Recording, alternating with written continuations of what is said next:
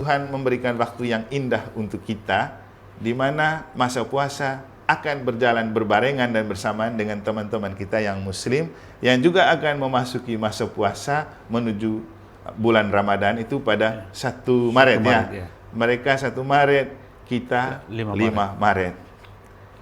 Kenapa harus berjalan bersamaan? Ya, jawab. Mungkin sebagai sebuah kesimpulan dari apa yang saya sampaikan, intinya begini. Judul dari kegiatan kita adalah Aksi Puasa Pembangunan.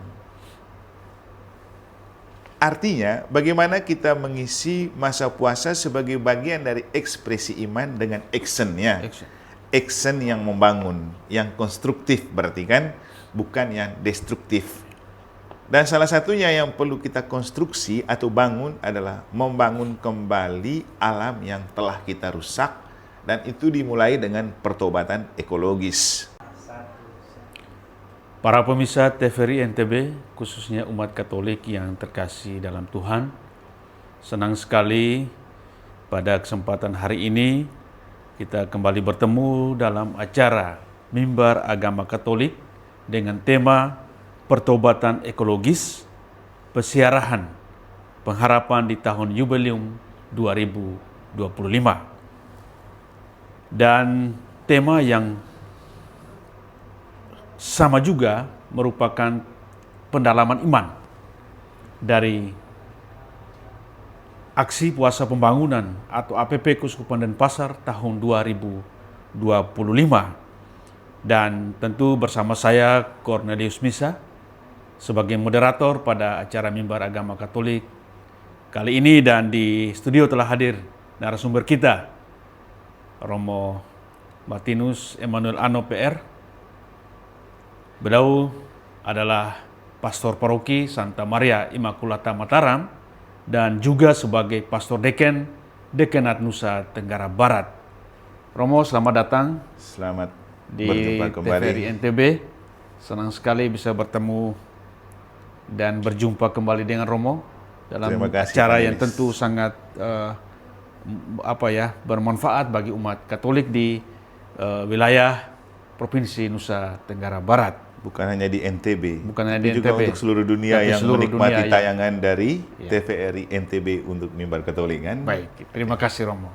Baik para pemirsa umat Katolik yang terkasih dalam Tuhan, kurang lebih 1 jam ke depan kita akan bersama dengan Romo Eman mendengarkan bersama berkaitan dengan tema umum pendalaman iman aksi puasa pembangunan Keuskupan Denpasar tahun 2025.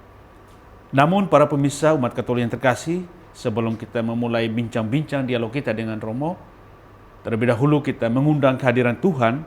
Kiranya Tuhan senantiasa memberikan berkat untuk acara kita Mimbar Agama Katolik kali ini dari awal, pertengahan hingga akhir nanti.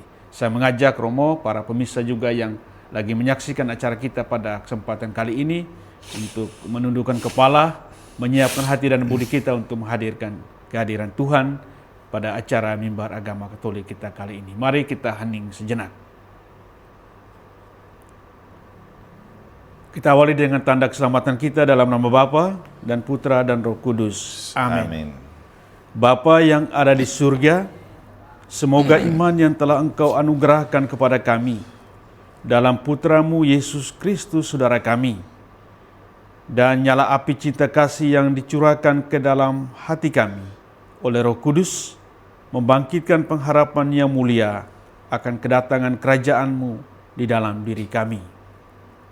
Semoga rahmat-Mu mengubah kami menjadi penabur-penabur yang gigih akan benih-benih Injil yang menghidupkan umat manusia dan seluruh alam semesta dalam penantian yang penuh iman akan surga dan bumi baru. Ketika mengalahkan kekuatan jahat, kemuliaan-Mu yang akan dinyatakan untuk selama-lamanya. Semoga rahmat tahun Jubileum ini menghidupkan kembali dalam diri kami para pesiara pengharapan, kerinduan akan harta surgawi, dan curahkanlah bagi seluruh dunia sukacita dan damai dari Sang Penebus kami. Bagi-Mu ya Allah yang Maha Kuasa, pujian dan kemuliaan sepanjang segala masa. Amin. Dalam nama Bapa, Putra dan Roh Kudus. Amin. Amin. Baik, para pemirsa, umat Katolik yang terkasih dalam Tuhan, kita telah melewati doa jubileum, tahun jubileum. Tentu doa ini menghantarkan kita juga untuk mendalami lebih lanjut terkait dengan tema umum dan juga tentu akan dijabarkan dalam 5 subtema yang akan disampaikan oleh Romo Ema nanti. Baik, untuk mempersingkat waktu Romo, kita langsung saja. Saya coba apa yang membutuhkan pencerahan dari Romo untuk para pemirsa umat Katolik yang tentu saat ini lagi menyaksikan acara yang tentu sangat berharga bagi umat Katolik. Romo, tema aksi pembangunan atau APP tahun 2025 Keuskupan Denpasar tahun ini itu mengangkat tema tentang pertobatan ekologis, pesiaran pengharapan di tahun jubileum 2025. Nah, kita coba memotret kembali apa yang disampaikan oleh Paus Fransiskus. Beliau melihat masalah ekologis sebagai akibat tragis dari aktivitas manusia. Jadi akibat tragis dari aktivitas manusia yang tentu tidak terkendali oleh manusia yang berada di bumi ini. Nah, pertanyaan saya Romo, mengapa Pusat Pastoral Keuskupan Denpasar di tahun 2025 ini bertepatan dengan tahun jubileum mengangkat tema aksi puasa pembangunan atau APP tahun 2025 adalah pertobatan ekologis, pesiaran pengharapan di tahun jubileum 2025. Mungkin sebagai gambaran umum, Romo bisa menjelaskan kepada para pemirsa umat Katolik mengapa Keuskupan Denpasar sangat tertarik mengangkat tema tentang pertobatan ekologis. Kenapa tidak mengangkat tema yang lain? Oke. Silakan Romo. Terima kasih panelis, para pemirsa terkasih. Pertama-tama yang perlu kita pahami dulu tentang apa itu pusat pastoral. Pusat pastoral itu dapur yang memanage segala macam bentuk karya pastoral gereja, khususnya gereja lokal Keuskupan Denpasar. Dan untuk tahun 2025, gereja lokal Keuskupan Denpasar ini mengambil tema pastoral itu bangkit dan bergerak bersama mewujudkan gereja sinodal yang militan melalui katekesi kontekstual. Tentu ada 2 kata kunci di sini. Gereja yang militan dan medianya katekesi kontekstual. Dan di antara banyak karya pastoral yang diprogramkan dan harus dilakukan, ada satu masa di mana gereja perlu lebih dalam lagi memaknai sebuah perayaan yang disebut dengan masa puasa. Masa puasa itu masa yang perlu untuk mempersiapkan diri menyambut perayaan misteri sengsara wafat dan kebangkitan Kristus pada perayaan Paskah, kan? Nah, untuk masa puasa kali ini, gereja coba berkarya pastoral kontekstual dalam arti konteks apa yang sedang mengitari kehidupan gereja dan dunia yang perlu direspon oleh gereja melalui sebuah sikap iman. Nah, di antara banyak problem, kenyataan dan tantangan hidup yang muncul yang mengitari hidup kita dan dunia, salah satunya adalah masalah ekologis. Ekologis itu berasal dari kata eko dan logos, ya. Maka kalau bicara ekologis berarti ilmu tentang kehidupan. Dan sering kita bicara ekologis itu berbicara tentang lingkungan hidup.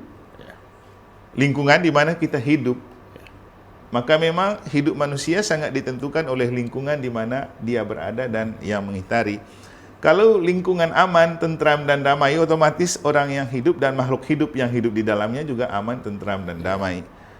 Kalau lingkungannya tidak aman, damai dan tentram, ya otomatis orang yang hidup di dalamnya juga tidak aman, tentram dan damai. Betul.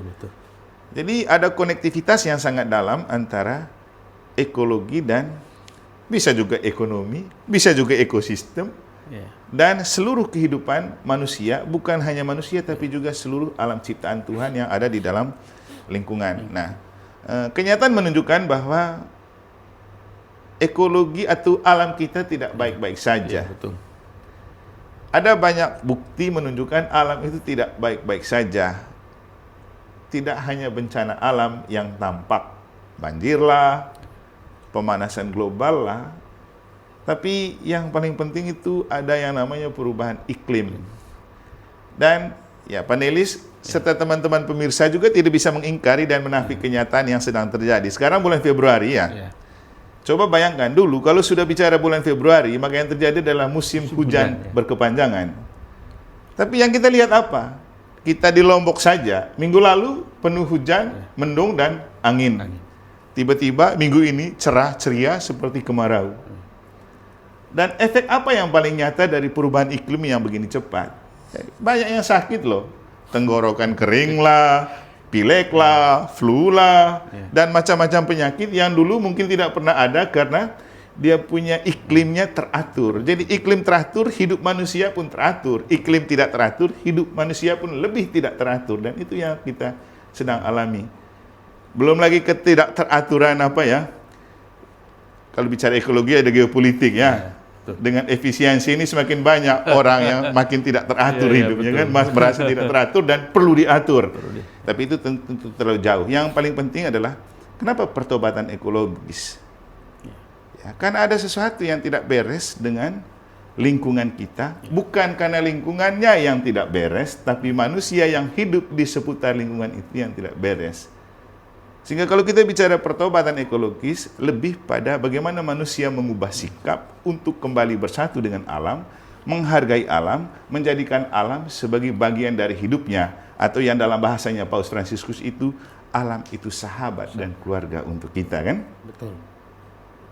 Kalau kita berdamai dengan alam, alam akan berdamai dengan kita, dan kalau kita mencintai alam, alam pun akan mencintai kita. Kira-kira itu sedikit gambaran kenapa Pusat Pastoral Keuskupan Denpasar, dalam hal ini juga mencakup NTB, perlu memaknai masa puasa kali ini dengan sebuah aksi bernama pertobatan ekologis melalui pesiarahan pengharapan di tahun Yobel. Kemudian hal yang mungkin juga perlu saya informasikan kepada kita bahwa apa yang paling penting dari puasa? Ini kan namanya aksi puasa pembangunan kan, dengan mengambil tema pertobatan ekologis melalui pesiaran pengharapan di tahun Yobel. Apa itu aksi puasa pembangunan?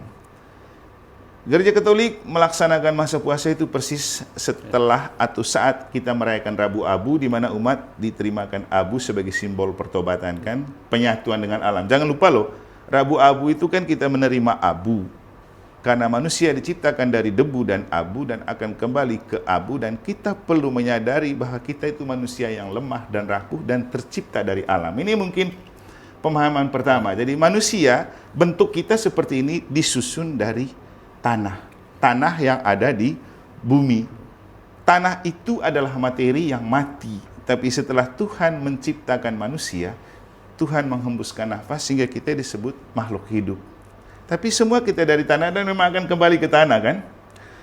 Jadi istilahnya kalau kita menghargai tanah dan bumi yang adalah materi awal pembentukan pribadi kita, pasti alam akan bersama-sama membantu untuk memelihara kita. Saya pernah membaca sebuah novel yang Paulo Coelho kayaknya penulisnya, berbicara tentang seorang pengembara kan, The Alchemist judulnya. Dia bercerita tentang seorang anak yang hidupnya mengembalakan ternak. Dia berpindah dari tempat ke tempat dan dia akan selalu memasuki tempat yang baru untuk ternaknya bisa makan kan. Dia kan otomatis selalu memasuki tempat baru dan itu asing untuk dia. Kita semua pasti masuk tempat asing itu pasti tidak nyaman dan belum tentu aman kan.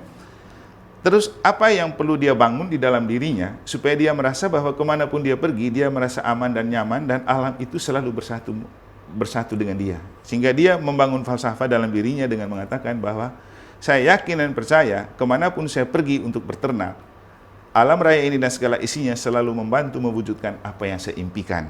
Dan kemana saja dia pergi, dia nyaman, dia aman, ternaknya aman dan nyaman. Dan itu adalah salah satu contoh kesatuan kita dengan alam akan membuat hidup kita aman, nyaman, dan damai. Jadi kesadaran inilah yang membingkai dan juga melatar belakangi kenapa gereja merasa perlu peduli dengan lingkungan dan mengedepankan tema pertobatan ekologis. Kira-kira begitu. Baik, terima kasih Romo sudah menyampaikan beberapa hal penting, dan tentu ya para pemirsa juga umat Katolik sudah sedikit menangkap apa yang disampaikan Romo terkait dengan gambaran umum. Nanti kita akan masuk Romo pada sesi yang berikut, nanti akan saya tanyakan beberapa hal. Namun kita jeda sedikit. Baik para pemirsa umat Katolik yang terkasih Tuhan, kita akan kembali bersama dengan Romo Eman sebagai narasumber pada mimbar agama Katolik kali ini, namun kita akan lewati jeda berikut ini. Oke, minum. Terima kasih. Minum dulu. Luar biasa. Terima kasih para pemirsa TVRI NTB, khusus umat Katolik yang terkasih dalam Tuhan, dan semua yang lagi menyaksikan acara mimbar agama Katolik pada kesempatan kali ini. Kita kembali ke Romo Eman selaku narasumber kita pada mimbar agama Katolik saat ini, dan kita coba memulai kembali apa yang menjadi dialog kita Romo tadi. Tadi Romo sudah menjelaskan sedikit, saya menangkap terkait dengan gambaran umum tentang mengapa Keuskupan Denpasar mengangkat tema aksi puasa pembangunan tahun 2025 tentang pertobatan ekologis. Nah, saya coba bertanya kepada Romo tentang kan 3 perayaan, tiga tema besar yang tentu sangat menonjol di tahun 2025 ini di Keuskupan kita. Yaitu pertama tahun pastoral Keuskupan Denpasar tahun 2025, lalu kemudian tema umum aksi puasa pembangunan, dan yang terakhir yang ketiga itu tentang tahun Yobel 2025. Tiga-tiga ini mungkin sedikit Romo memberikan keterkaitan atau ada konektivitas antara tema tahun pastoral, lalu tema APP, dan tahun Yobel 2025. Silakan Romo. Oke, panelis. Kalau kita mengacu dan merucut pada tema APP 2025 ini, itu garis besarnya berjudul Pertobatan Ekologis, Pesiarahan Pengharapan di Tahun Yubileum. Maka dengan tema ini sebenarnya ada beberapa pokok pikiran yang perlu kita dalami dan perlu kita maknai. Pertama, tentu pertobatan ekologis. Yang kedua, pesiarahan pengharapan dalam tahun 2025 yang oleh Paus Fransiskus sebagai Kepala Gereja Universal Katolik itu dicanangkan sebagai tahun Yobel. Nah, kita akan coba melihat kenapa tema ini muncul, ya karena gereja sedang dibingkai oleh 3 kenyataan yang tadi panelis sudah sampaikan, yaitu khususnya untuk gereja lokal Keuskupan Denpasar ada tema tahun pastoral 2025. Ada konteks yang mengitari kita, karena temanya juga katekesi kontekstual, maka untuk berkarya pastoral kita harus mengerti dan memahami konteks yang di bagian awal tadi saya sudah sampaikan. Yang ketiga, ada tahun Yobel yang dicanangkan oleh Paus. Maka dalam 3 bingkai inilah coba kita maknai masa puasa untuk tahun 2025 yang resminya kita mulai pada tanggal 5 Maret ya, mulai dengan Rabu Abu. Nanti juga di bagian akhir akan saya sampaikan, ini seperti sinkron dan sinergis gitu, karena pada saat kita menjalankan masa puasa, teman-teman kita yang Muslim juga menjalankan masa puasa juga. Nanti kita lihat di bagian akhir, karena kalau ketika kita ada di NTB, satu konteks yang tidak bisa kita ingkari bahwa kita tinggal bersama dengan sesama saudara kita yang teman-teman Muslim. Berarti kita akan berpuasa bersama-sama. Dan saya rasa ini baik untuk kita memaknai apa aksi yang perlu kita lakukan sebagai sebuah gerakan iman dan kebersamaan untuk membangun NTB dalam konteks mencintai alam sebagai buah dari pertobatan ekologis. Karena kalau kita lihat ya NTB ini menarik. Kenapa? Apalagi Lombok alamnya indah kan. Orang malah mengatakan bahwa Lombok itu surga untuk dunia. Dan memang kita melihat kenyataan seperti itu. Sayang bahwa keindahan alam yang seperti surga ini kalau kita tidak rawat, tentu ya akan berakibat fatal juga untuk kita ya. Nah, itu nanti bagian akhir akan saya sampaikan. Namun pada kesempatan ini saya ingin mengatakan kepada kita bahwa mengapa tema ini penting dan perlu untuk kita maknai dan menjadi bagian dari aksi puasa. tentu di bagian awal saya sudah katakan bahwa puasa itu menjadi berarti kalau menjadi sebuah action ya, bukan hanya sebagai sebuah ajaran, bukan hanya sebagai sebuah penghayatan religius, tapi yang paling penting bagaimana religiusitas kita sebagai sebuah iman dan kepercayaan kepada Allah kita ejawantahkan dalam cara hidup kita yang memang juga mau menghayati iman itu.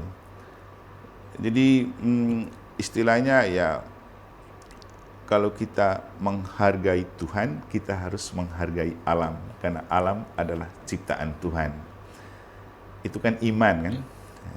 Kadang-kadang ada saya lihat di beberapa tempat ada tulisan gini, membuang sampah tidak pada tempatnya itu tindakan yang tidak religi. Nah, ini bagus kan.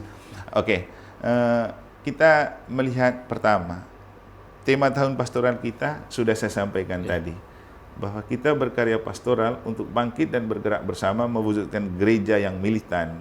Militan itu tidak sama dengan radikal. Saya pikir hal ini sudah saya sampaikan di segmen kali lalu di Mimbar Katolik juga, Mimbar Agama Katolik TVRI NTB, ketika waktu itu bersama Frater Edo kita bicara tentang sinode, tema-tema tahun pastoral, dan juga bicara khusus tentang tema tahun pastoral 2025 ini. Waktu itu saya menyampaikan bahwa jangan berpikir militan itu sama dengan radikal, karena militan itu lebih positif, radikal itu lebih negatif. Efek dari militan itu soal ketangguhan dan kekuatan iman menghadapi kenyataan apapun, tapi kalau radikal itu bisa berbahaya juga untuk orang lain kan. Jadi sama-sama membela iman, tapi ekspresinya tidak selalu positif kalau radikal. Kemudian kontekstual, dengan katekesi kontekstual. Nah, ada banyak konteks yang mengitari kenyataan hidup kita kan. Jadi kalau dalam tema itu yang kita lihat dari hasil sinode, konteksnya, konteks karya pastoral kita itu apa? Kita berhadapan dengan teman-teman agama lain, agama yang banyak, kita berhadapan dengan budaya yang lain, kita juga berhadapan dengan pelbagai macam bentuk kenyataan hidup yang bagi kita adalah tantangan yang perlu kita hadapi dan kita kasih solusi. Di antara banyak kenyataan hidup yang membingkai hidup menggereja kita sebagai konteks, salah satunya adalah krisis lingkungan hidup. Krisis lingkungan hidup itu terjadi misalnya dalam kondisi bencana alam, kerusakan alam, juga perubahan iklim. Nah, inilah kenyataan yang dihadapi oleh gereja dan perlu direspon oleh gereja melalui sebuah karya yang bernama Tema APP tahun 2025. Jadi dengan mengambil tema pertobatan ekologis, Pesiarahan Pengharapan di tahun jubileum, gereja ingin mengambil bagian dalam karya keselamatan Allah untuk menyelamatkan dunia, karena dunia ini diciptakan oleh Allah baik adanya untuk tujuan yang baik. Ya, ini juga terjelma dalam kitab Kejadian tentang kisah penciptaan kan, di mana awal mula Allah menciptakan dunia dengan proses yang terjadi. Itu paling penting gini, dalam kisah penciptaan itu Allah menciptakan dunia dan segala isinya mulai dari hari pertama dan hari kelima, lalu hari keenam menciptakan manusia sebagai gambar dan rupa Allah. Manusia diciptakan sebagai gambar dan rupa Allah dengan pesan, peliharalah bumi dan segala isinya. Jadi di sini, pelihara bumi dan segala isinya. Beranak cuculah dan kuasailah bumi dan segala isinya. Kuasa di sini bukan untuk merusakkan, tapi memelihara dengan penuh tanggung jawab. Artinya, pakailah produk-produk bumi sesuai kebutuhan. Yang terjadi, orang memeras produk bumi bukan sesuai kebutuhan, tapi keinginan dan kemauan. Sehingga ada tambang, ada pelbagai macam bentuk eksploitasi alam, yang kemudian bukan hanya merusak alam, tapi juga merubah iklim. Gereja merasa terpanggil sebagai bagian dari rekan kerja Allah untuk menjaga dan memelihara keutuhan ciptaan dan memelihara kelestarian alam dengan ide pertobatan ekologis. Jadi inti dari pertobatan ekologis itu bukan alam yang bertobat, tapi manusia yang mengelola alam itu perlu sadar bahwa pengerusakan yang berlebihan dan pemanfaatan ekologi yang tidak sesuai kebutuhan bisa merusak alam dan merusak hidup manusia itu sendiri. Ya, seperti yang saya katakan di bagian awal, terjadi perubahan iklim itu kan merusak kesehatan kita juga, merusak lingkungan hidup, merusak ekosistem. Kemarin itu kami baru kedatangan Sekretaris Eksekutif Komisi KKP PMP, Romo Martin Jenarut, di Mataram kan. Beliau berbicara tentang pertobatan ekologis juga. Bagaimana gereja mengambil sikap untuk mengambil bagian dalam menyelamatkan dunia melalui menyelamatkan alam dan segala isinya. Jadi intinya, tema ini kita jalankan dan kita maknai dalam bingkai tema pastoral yang kontekstual, juga dibingkai dalam ajakan Paus Fransiskus untuk kita memaknai tahun 2025 sebagai tahun Yobel. Tahun Yobel artinya tahun penuh rahmat. Dan rahmat Allah memang selalu dialirkan kepada kita, karena walaupun kita sering jatuh dalam dosa, Tuhan tetap punya belas kasih kepada kita. Makanya pintu belas kasih dibuka di gereja-gereja, khususnya di Roma dan di katedral-katedral setiap uskupan, termasuk uskupan kita oleh Bapak Uskup, sudah dibuka pintu suci, simbol pintu hati Allah dibuka untuk mengalirkan kerahiman bagi kita manusia yang berdosa. Karena kalau kita bicara pertobatan, berarti bicara dosa. Karena kita berdosa, kita perlu bertobat. Kalau kita bertobat, belas kasihan Allah selalu mengalir untuk dialirkan kepada kita. Jadi ada 3 hal yang membingkai tema ini. Jadi tema tahun pastoral gereja lokal kita. Yang kedua, kepedulian kita terhadap masalah kontekstual. Dan yang ketiga, bagaimana kita mau mengubah diri untuk berkarya dalam kondisi yang ada dengan tahun Yobel. Dan tahun Yobel ini punya tema yang menarik juga, pesiaran harapan. Dan itu diambil dari Roma bab 5 ayat 5. Mungkin sebuah istilah Latin itu sangat menarik untuk Romo, spes non confidunt. Terima kasih Romo. Tadi luar biasa Romo memberikan semacam penguatan tentang konektivitas dari ketiga tema umum yang ada khususnya di keuskupan kita. Nanti kita akan lanjut lagi Romo. Baik para pemirsa, umat Katolik yang terkasih dalam Tuhan, kita akan lanjut lagi bersama dengan Romo Eman setelah yang satu ini. Oke. Terima kasih para pemirsa TVRI NTB, khusus umat Katolik yang terkasih dalam Tuhan. Senang sekali Anda masih setia bersama kami dalam acara Mimbar Agama Katolik.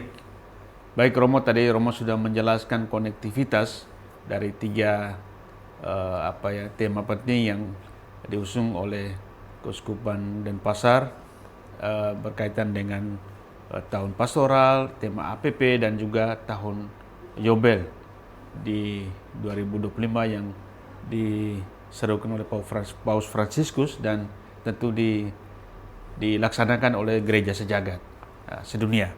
Baik Romo, sebagai sebuah proses pendalaman iman, aksi puasa pembangunan tahun 2025 ini tentu untuk mencapai tema besar tentang pertobatan ekologis tadi, maka tentu di setiap KBG ataupun lingkungan ataupun kelompok kategorial ataupun sekolah-sekolah Katolik tentu akan diadakan pendalaman iman. Nah, pendalaman iman ini tentu akan dilaksanakan selama 5 kali pertemuan. Misalnya tema pertama tentang mengasihi tanah, mengasihi awal penciptaan. Dan juga kedua, ketiga, keempat, dan yang kelima. Mungkin Romo bisa menyampaikan secara singkat saja ya, dari 5 subtema yang nanti akan didalami dalam pendalaman iman di komunitas basis gereja, lingkungan, kelompok kategorial ataupun di sekolah-sekolah. Silakan Romo. Oke, terima kasih panelis dan para pemirsa TVRI, khususnya untuk Mimbar Katolik di mana saja Anda berada. Tadi di bagian atau segmen 2 saya sudah menjelaskan konektivitas antara 3 kenyataan yang membingkai tema APP yang kita usung untuk kita dalami dan maknai selama masa puasa di tahun ini. Di bagian terakhir saya sedikit menyinggung soal apa inti dari tahun Yobel. Yobel itu artinya rahmat, tahun penuh rahmat, di mana Allah menunjukkan rahmat yang besar kepada kita dan dunia dengan menunjukkan belas kasihan yang disimbolkan dengan pembukaan pintu belas kasih di beberapa gereja, mulai dari Roma dan di keuskupan itu di katedral-katedral. Nah, apa yang Paus canangkan untuk kita memaknai tahun Yobel? Ya, Paus mengambil tema pesiarahan pengharapan. Diambil dari surat Rasul Paulus kepada umat di Roma, bab 5, ayat 5. Jadi ada sebuah istilah menarik yang saya rasa baik untuk kita tahu dan kita dengar terkait dengan makna dari kata-kata ini. Spes non confudit.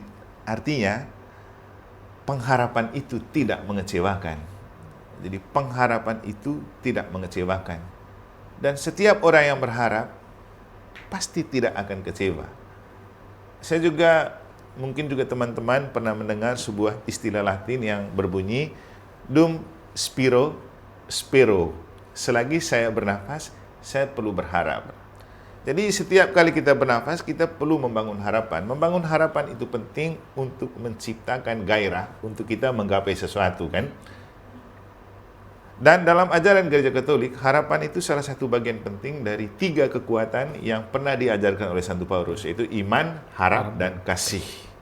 Jadi hidup kita itu dibangun di atas iman, harap, dan kasih. Orang boleh punya iman, tapi kalau tidak punya harapan, percuma dia beriman. Orang boleh punya iman dan harap, tapi kalau tidak punya kasih, juga tidak ada gunanya. Jadi kita beriman untuk berharap, dan menerjemahkan iman dan harapan itu dengan kasih. Karena inti dan pusat dari seluruh hidup beriman dan harapan kita adalah kasih. Makanya Santo Paulus pernah bilang apa? Orang boleh bisa memindahkan gunung, orang boleh bisa berbicara dalam berbagai bahasa, tapi kalau tidak punya kasih, ia seperti gong yang gemerincing dan gendang yang berbunyi, kan? Jadi kasih itu adalah inti dari segalanya. Itulah kenapa Yesus mengajarkan hukum yang utama dan pertama adalah kasih. Kasih terhadap Tuhan, kasih terhadap sesama, kasih terhadap alam. Makanya perlu pertobatan ekologis itu untuk kita mengasihi alam, menjadikan alam sebagai bagian dari diri saya. Bahkan di pertemuan pertama itu ada bahasa yang sangat bagus loh. Alam itu adalah belahan jiwa dari manusia. Nah, ini kan kita berpikir pacar saja yang jadi belahan jiwa, kekasih saja yang jadi belahan jiwa. Tapi dengan tema pertama, kita diingatkan bahwa kita diciptakan dari debu dan tanah adalah belahan jiwa. Ya, kalau kita tidak dibentuk dari tanah, tidak mungkin ada manusia, toh. Tapi menjadi sangat istimewa karena Tuhan menghembuskan nafas. Nanti secara lebih detail itu bisa didalami di pertemuan pertama pendalaman APP. Yang saya mau katakan begini, nanti akan ada 5 pertemuan dan 5 tema untuk mendalami tema yang ada. Nanti itu bisa dilakukan di masing-masing keluarga, KBG, lingkungan, atau paroki, kan? Tapi yang mau saya katakan sekarang bahwa 5 tema pertemuan itu punya konektivitas untuk kita bisa memaknai tema pertobatan ekologis. Yang paling penting adalah kita perlu bertobat, dan setiap orang bertobat pasti disayangi Allah.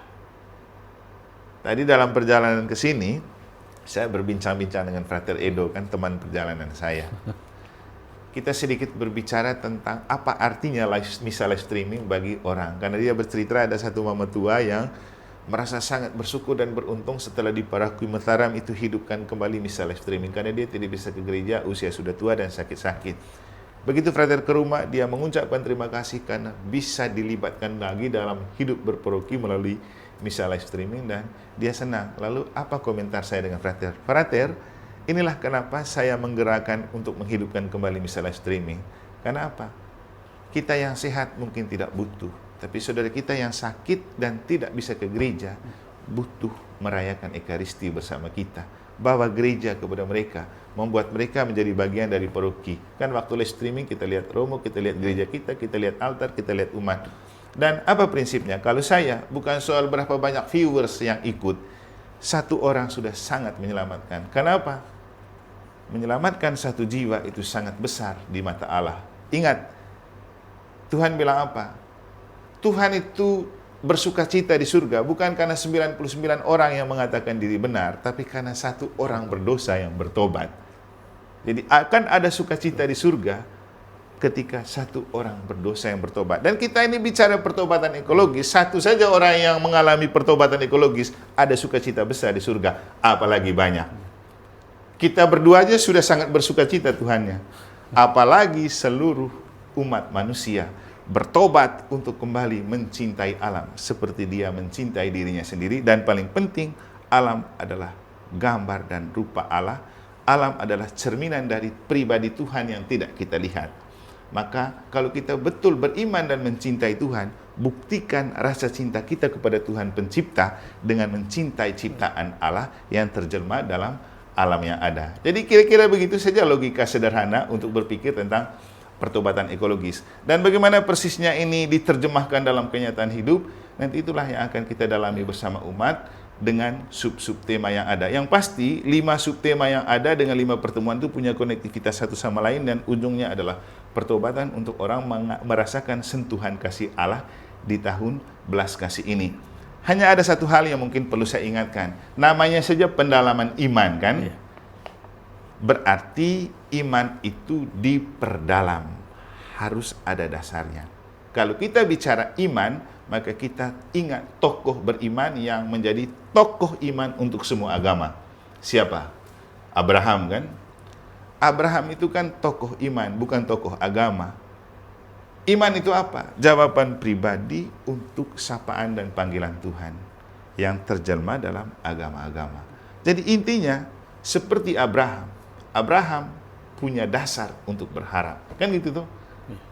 Jadi sekalipun Abraham tidak ini, dia punya dasar untuk berharap. Dan dasar untuk berharap inilah yang membuat Abraham diberkati dan dirahmati sebagai tokoh beriman, dan orang-orang yang menjadi keturunan Abraham juga kemudian terberkati. Jadi iman, harapan, dan kasih.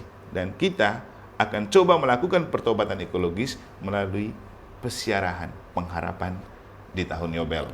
Jadi mungkin untuk bagaimana detailnya, bagaimana kita menghayati dan memaknai itu dalam keadaan yang lebih kontekstual dan real, itu yang perlu didalami. Jadi intinya, ini pendalaman yang saya sampaikan ini cuma di pinggiran. Kata Yesus, kalau mau lebih dalam mengetahui sesuatu, bertolaklah ke tempat yang dalam. Jangan hanya bergerak di pinggir pantai. Perlu menebarkan jala ke tempat yang dalam. Dan kepada umat di Dekanat NTB selaku deken, saya sangat mengharapkan dan menghimbau untuk jangan lewatkan kesempatan masa puasa ini untuk lebih dekat dengan alam, untuk kembali mencintai alam, dan untuk melakukan pertobatan ekologis. Dan karena itu tidak akan ada kesadaran untuk bertobat tanpa mengerti dan memahami kenapa kita bertobat.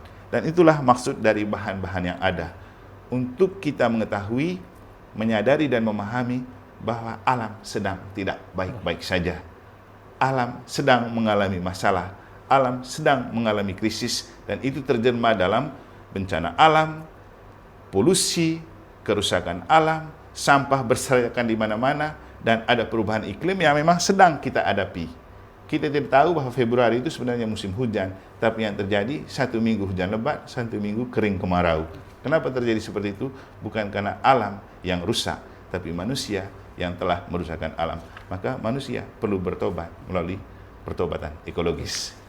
Baik, menarik apa yang disampaikan Romo ya tentang kesadaran manusia supaya alam ini tetap bersahabat dengan kita.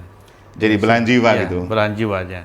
Baik, Romo, kita akan lanjut lagi ya nanti setelah yang satu ini, dan para pemirsa umat Katolik yang terkasih, kita akan lanjut kembali apa yang mau disampaikan lagi oleh Romo, dan kita akan mulai lagi setelah yang satu ini.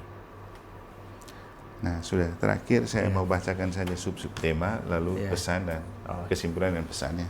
Kan tinggal berapa menit terakhir? Sisa 8 menit. 8 menit. Cukup ya. Nanti kasih tahu aja. Sampai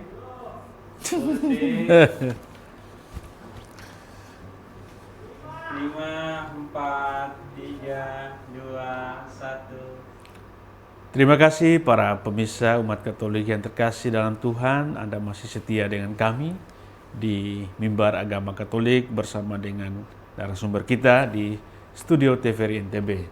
Romo, sedikit mau Romo sampaikan terkait dengan kesimpulan dari subtema masa aksi puasa pembangunan di tahun 2025 di Kuskupan Denpasar ini, sehingga kira-kira apa yang mau dilakukan atau dibuat oleh umat Katolik kita. Dan tentu sebagai Romo Dekanat Nusa Tenggara Barat bisa menyampaikan harapan dan pesan kepada semua umat Katolik yang ada di Nusa Tenggara Barat dan juga semua umat Katolik ataupun yang lagi menyaksikan acara kita ini, Mimbar Agama Katolik, terkait dengan persiapan memasuki masa Prapaskah, masa puasa dan pantang. Karena memang puasa untuk Katolik kali ini sungguh bersamaan dengan puasa dari teman-teman kita, saudara-saudara kita, Bapak Ibu yang beragama Islam. Silakan, Romo. Oke, terima kasih panelis dan para pemirsa. Mungkin sebagai sebuah kesimpulan dari apa yang saya sampaikan, intinya begini. Judul dari kegiatan kita adalah Aksi Puasa Pembangunan. Artinya, bagaimana kita mengisi masa puasa sebagai bagian dari ekspresi iman dengan actionnya. Action yang membangun, yang konstruktif berarti kan, bukan yang destruktif. Dan salah satunya yang perlu kita konstruksi atau bangun adalah membangun kembali alam yang telah kita rusak, dan itu dimulai dengan pertobatan ekologis. Untuk orang Katolik, masa puasa itu masa retret agung. Masa di mana kita perlu lebih dekat lagi dengan Tuhan dan memaknai kehadiran Tuhan dalam konteks hidup yang nyata kan. Kembali ke pastoral kontekstual. Dan kenyataan hidup yang real yang sedang kita alami di balik pelbagai macam bentuk kenyataan dan tantangan yang ada adalah krisis ekologi, di mana alam kita telah berubah. Enggak juga sih terlalu rusak. Ada pergeseran iklim, ada kerusakan alam, ada pencemaran lingkungan yang kemudian memang ujung-ujungnya membuat kita sendiri tidak nyaman dan tidak sehat. Nah, kenyataan inilah yang coba dimaknai oleh gereja untuk bersikap. Jadi istilahnya respon gereja. Kalau bahasa yang lebih tren dari KKP PMP kemarin itu, respon gereja untuk krisis kemanusiaan yang sedang melanda. Dan jangan berpikir bahwa krisis alam itu bukan krisis kemanusiaan, karena kerusakan alam itu terjadi karena krisis sikap manusia. Makanya kalau bicara pertobatan kan bicara manusia, bukan bicara alam. Manusia yang bertobat untuk memperbaiki alam.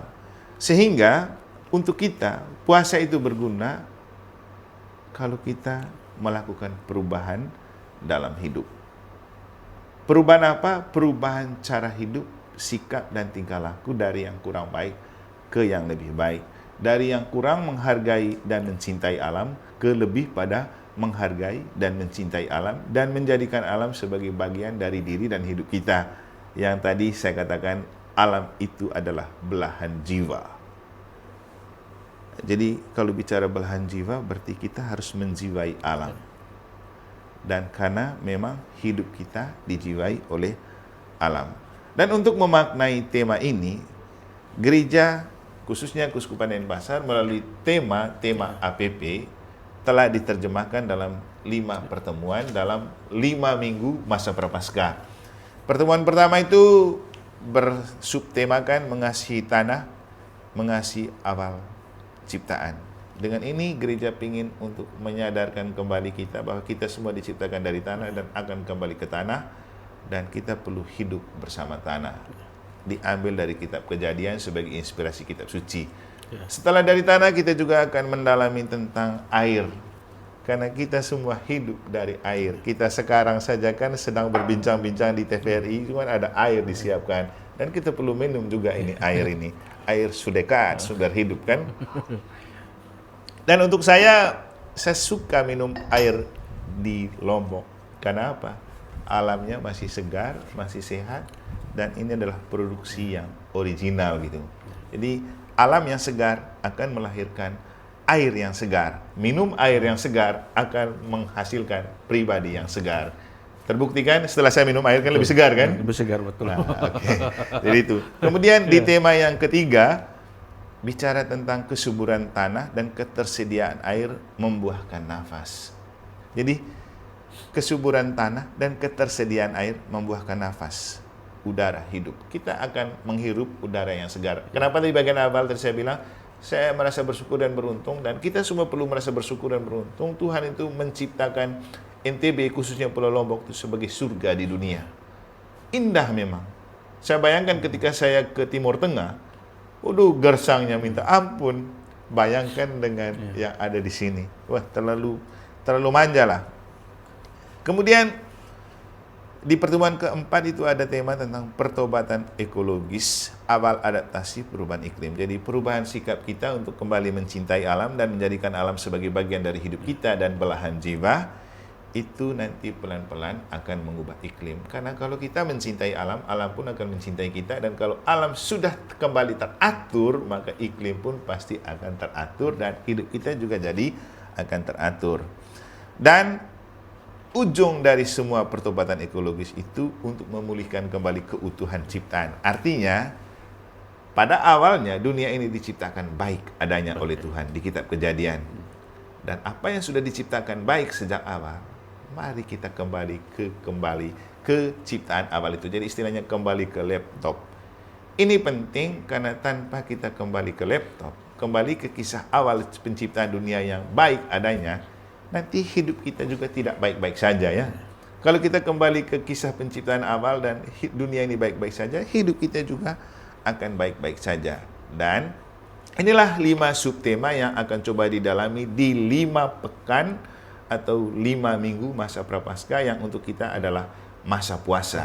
Yang kita mulai dengan simbol pertobatan di penerimaan abu. Kita terima abu tanah, cocok dengan tema pertama tadi.